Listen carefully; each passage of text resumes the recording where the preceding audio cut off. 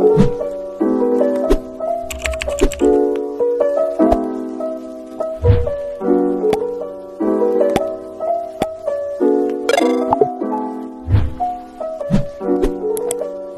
my YouTube channel. So ngayon, pasensya na guys kasi medyo matagal tayo hindi nakapag-upload ng mga tutorial mga guys.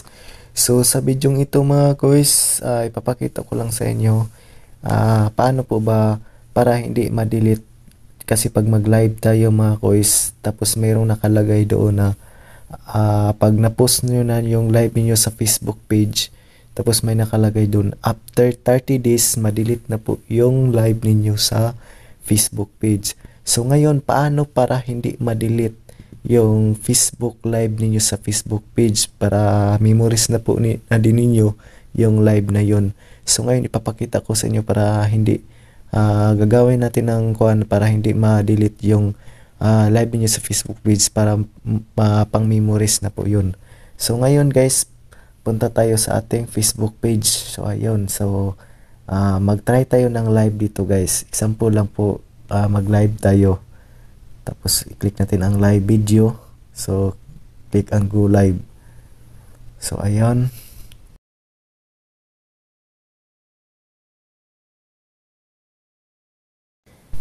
So dito guys. So ayun.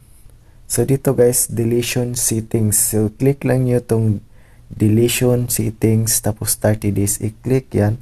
So mayroong nakalagay dito mga guys, deletion settings. So may nakalagay dito.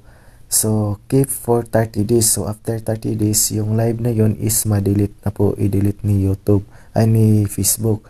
Pero kung gusto nyo keep for 6 months, so after 6 months pa yung ma-delete yung video na yon na nag-live kayo. So kung gusto ninyong never delete, tapos pang memories na po ninyo na din ninyo, so i-click lang ninyo itong never delete. So pag i-click niyo yan, so ayun, privacy settings, privacy, so ayun, tapos click lang yung post now. So ayan din, hindi na po yan ma-delete yung live ninyo. Yung ni-live ninyo, hindi na po yan ma-delete ni Facebook kasi nga nakalagay doon, sinisit ninyo na never delete. So ayun lang mga guys ang video na ito. Thank you for watching.